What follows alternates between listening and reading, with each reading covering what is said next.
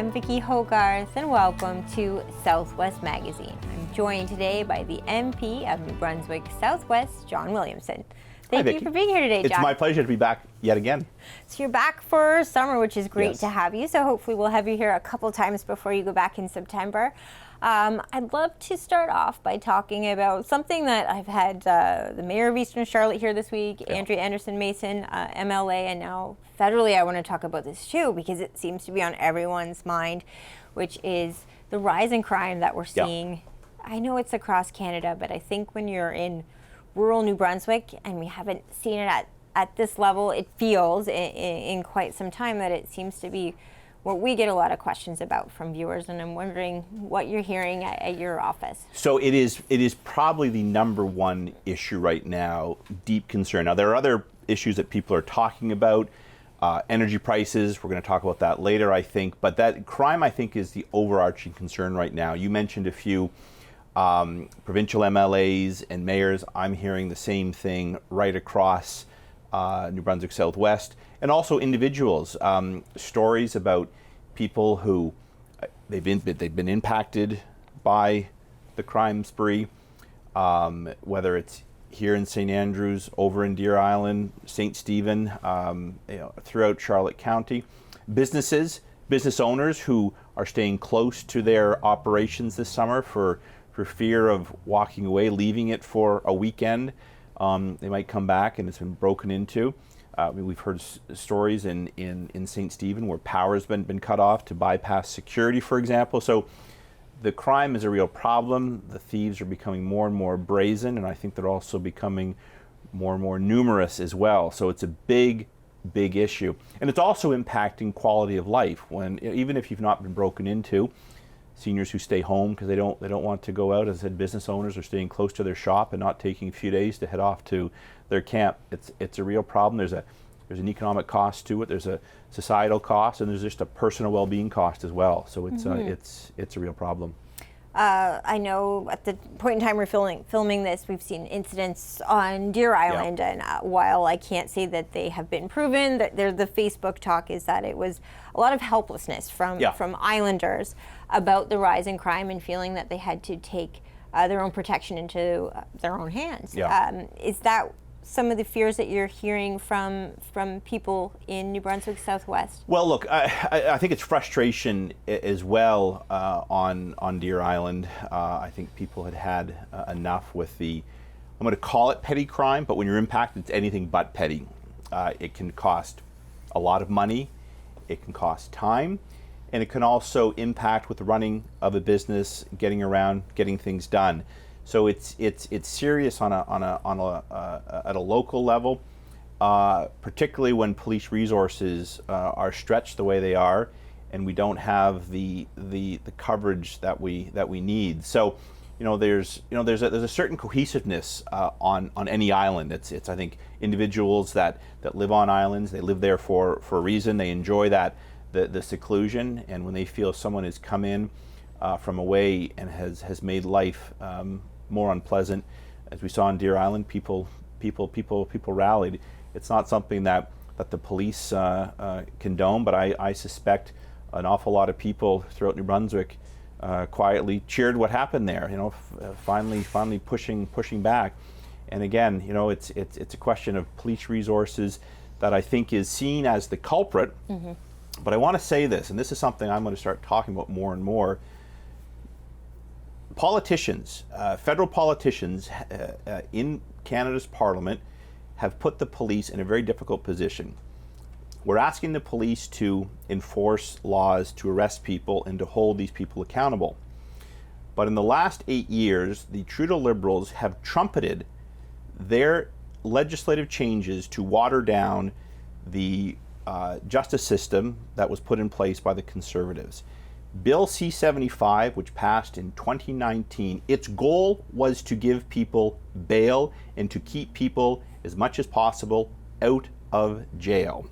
They just passed C-5. It means for things like misuse of a firearm, sexual assault, arson. The minimum was 1 year. 1 year was the minimum. That's gone. Now for these crimes, people can serve their sentence at home. Now, I think this is wrong. The Liberals think this is the way the justice system should be run.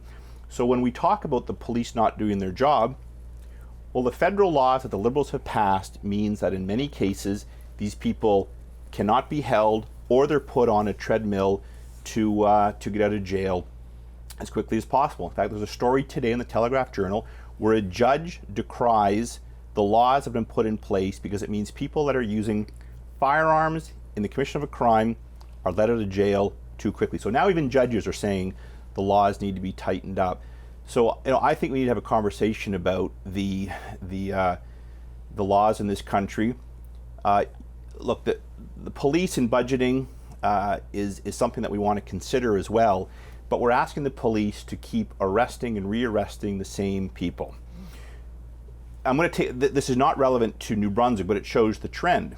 In 2022, there were, I think, 44 homicides, and more than half of them, the individuals were out on bail with either a weapons-related charge or some other charge. These people then went on to murder someone.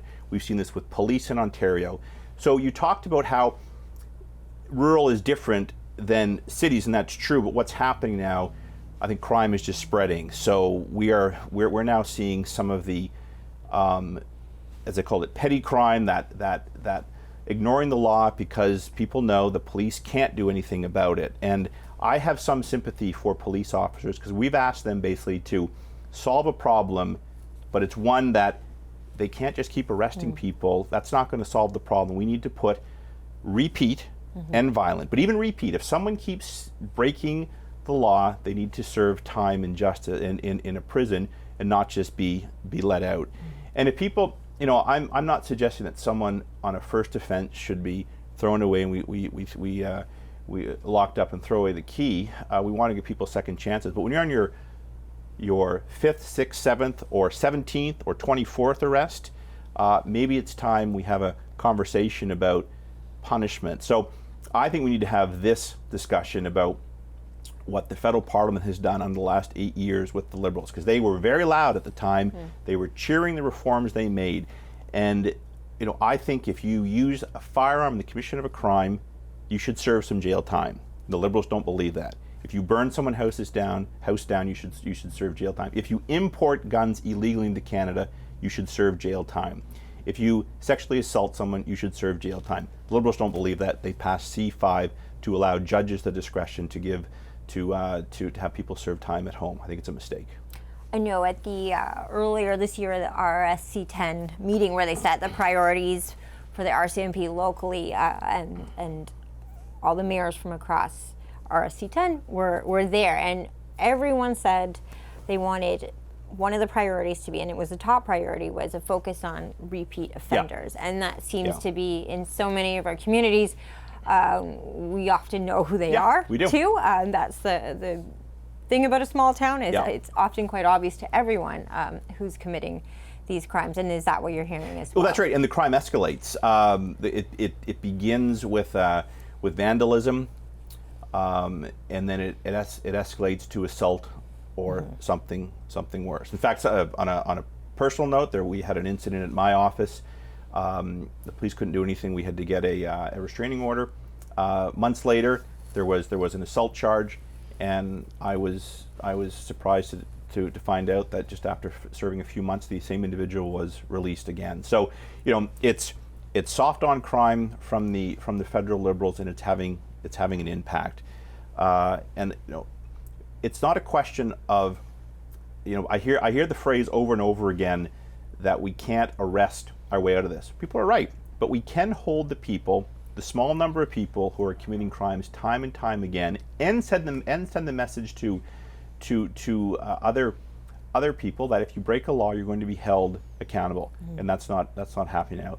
Bail conditions are set by the federal government to ensure or to give the most lenient punishment possible, and if bail conditions can be met, to let people out again.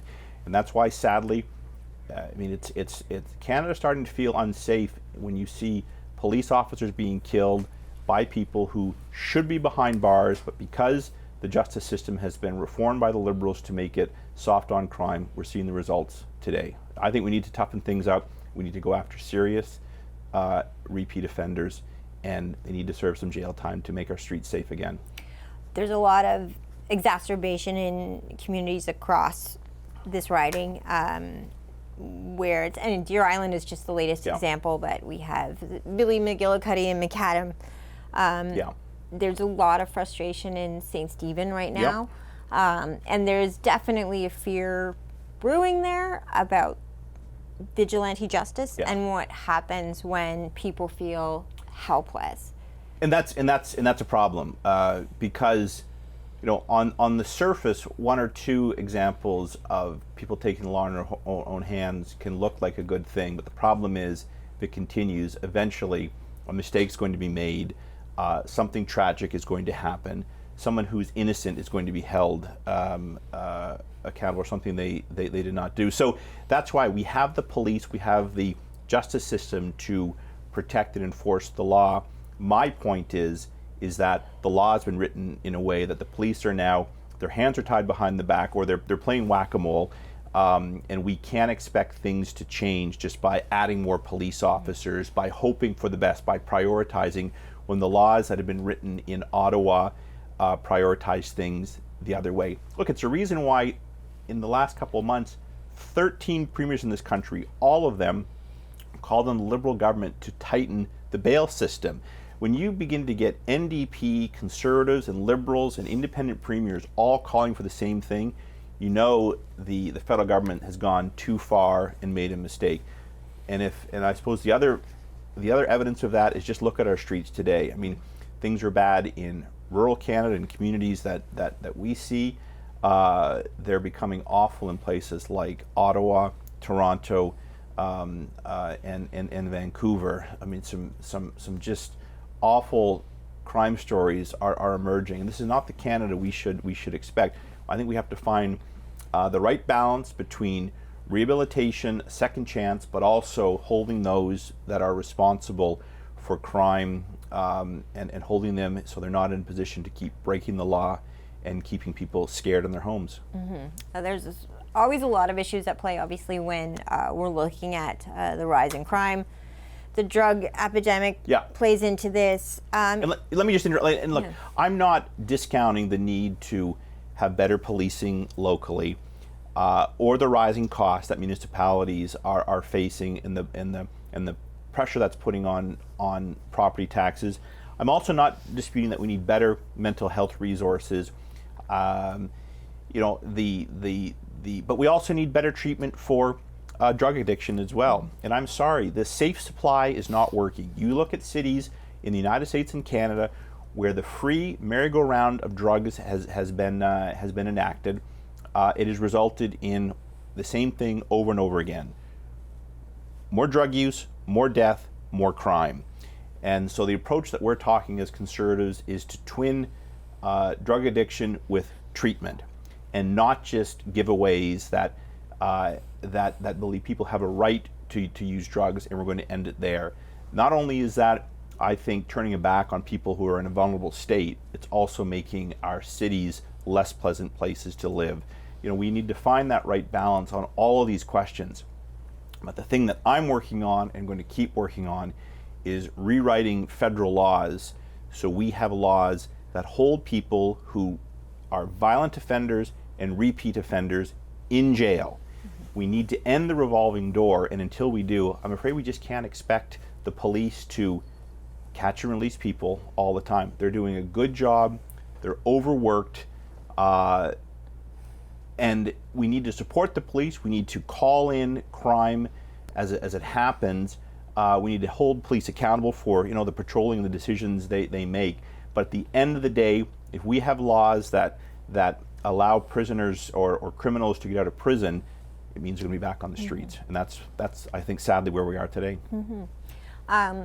One thing that sometimes parallels rise in crime, and there are many, but is when the cost of living just becomes so extreme.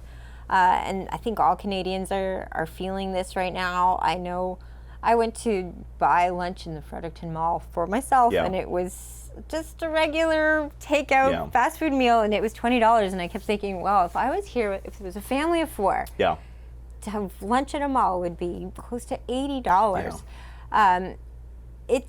That's just one example of many, but it is an issue that the average Canadian is facing. That just getting. Yeah, I mean, I want to be careful not to link. Look, times are tough economically, but I don't think we can say that leads people to crime, because in most cases it does not. People will cut back. People will.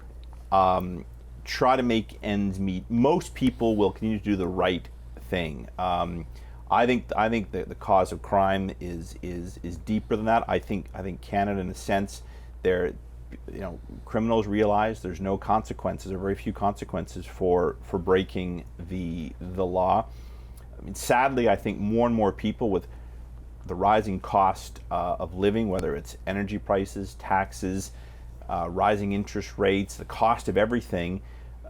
People are getting frustrated with that, but I want to be careful not to say that one automatically leads to the other, because I think the vast majority. It's a little too easy to say, well, if we could only just send people more money, crime would go down. It's not.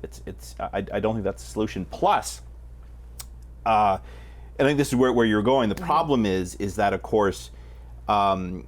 When governments overspend, that leads to the inflationary cycle we're in with prices going up.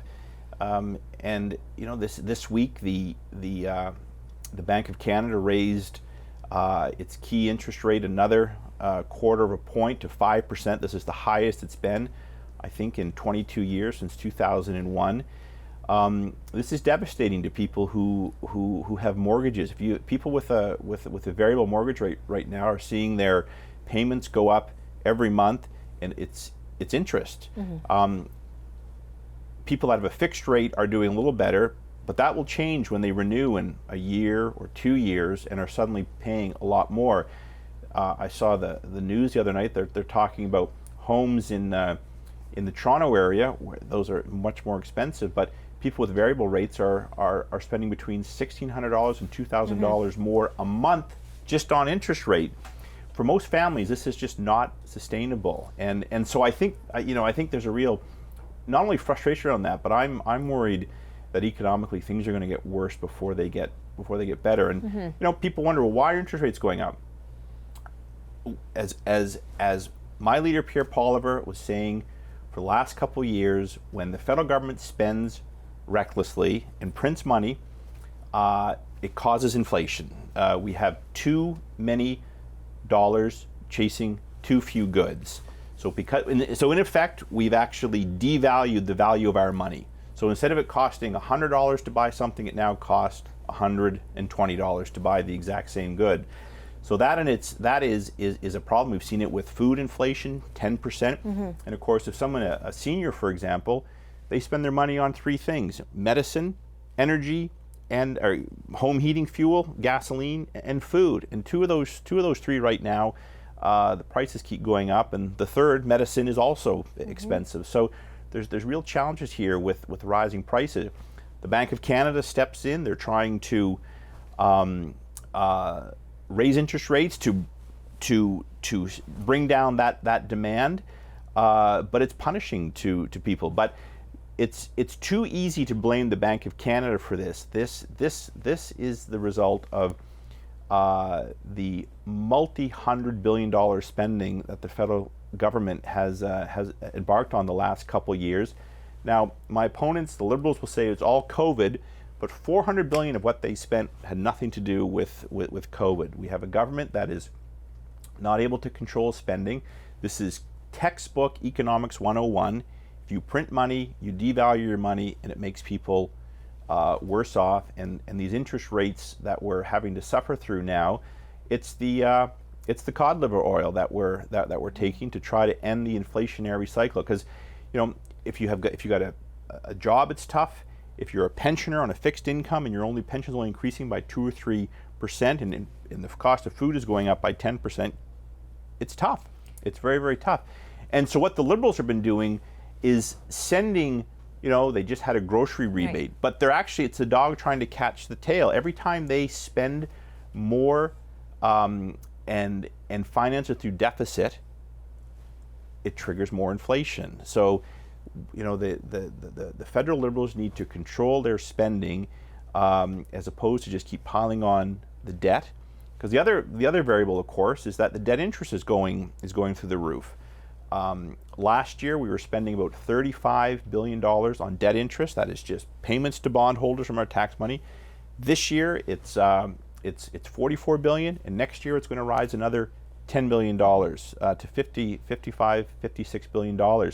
So we're in a bad situation economically, and I think it is having an impact on a lot of workers. And the big mortgages, that might not be a problem in this area where people own their homes or home prices are more modest, but we're also seeing it as well in energy prices. And of course, the federal Liberals keep piling, and this is a big issue I'm hearing about, they keep piling gas taxes on.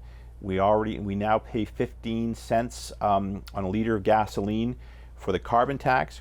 They just brought in carbon tax 2, which is another 8 cents a liter.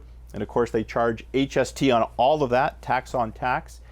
And we see the results where gas is $1.73 a liter, but drive 30 minutes up the road and go to Calais, and gasoline is $1.25 a liter after the exchange rate. On top of that, all of that petrol comes from the Irving refinery. So it's not like Maine has got Maine has a refinery that's more efficient. No, it's all coming from the St. John refinery. It's all tax. That is the difference in the prices. So we've got a federal government that is out of control on the taxes it's putting on energy, because it's not just gasoline, it's shipping food, it's growing food, it's heating your home. Energy affects everything we do as a society, and it's punishing people. The mortgage rates are another hit, and so it seems that economically, I think this government is on the wrong track, and they're really punishing people. And again, it's why in Atlantic Canada, because our energy mix is different, we're getting hit harder than other provinces. And you've got 4 premiers all calling on the federal Liberals to stop the taxes on energy, including the Premier of Newfoundland and Labrador, who's a Liberal. I mean, it's gotten to the point that it's so bad that these voices across the country are just crying out for some relief. And and don't forget, this is not just a one-off. These taxes are going to go up every single year. The carbon tax is going to triple between now and 2030. So we're just at the start of this, and it's going to be, in my opinion, this is something I've been thinking about more and more. It's going to be very hard to get food inflation under control if we're raising the price of gas and energy every single year. So it's a tough situation.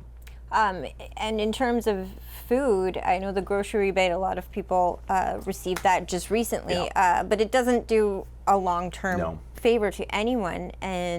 But also recently, the Competition Bureau said there isn't enough competition in the Canadian grocery industry. So what happens next? Is the grocery rebate just a Band-Aid solution? Well, it is. It's a political solution to a problem. If we know how to fix inflation, it is to stop deficit spending, to bring down this inflationary spending that the Liberals have engaged in. So what they're trying to do is solve a problem they created in the first place with the rebates. And look, I can certainly appreciate how someone receiving one is going to feel better. Absolutely, particularly low income Canadians. But let's instead of giving people rebates for the carbon tax, let's stop raising these fuel prices every single year. That's the root cause.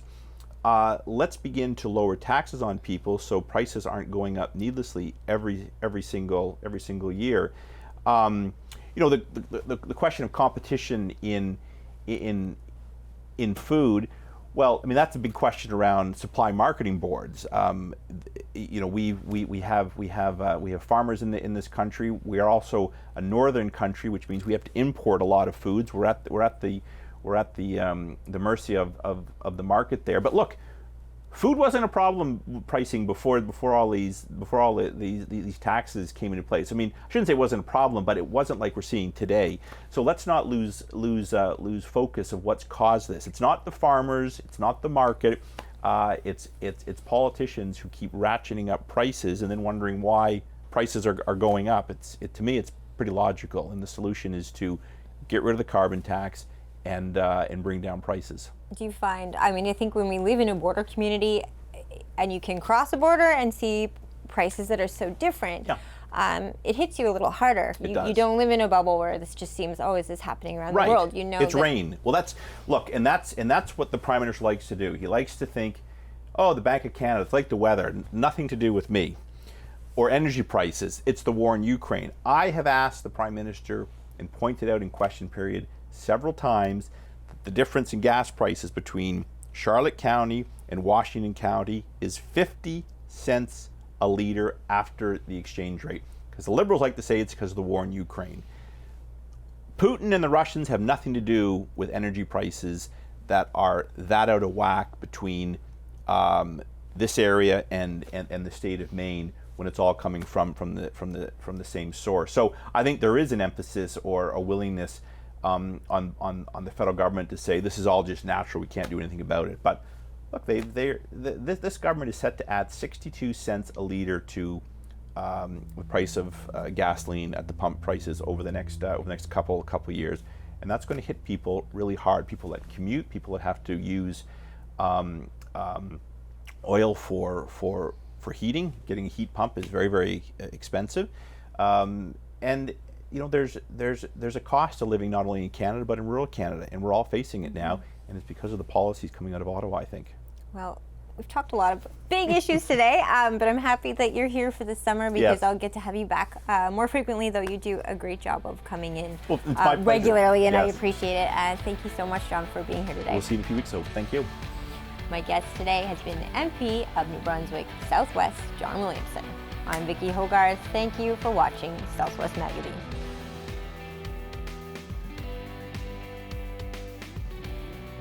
Southwest Magazine is a news and public affairs production of CHCO Television.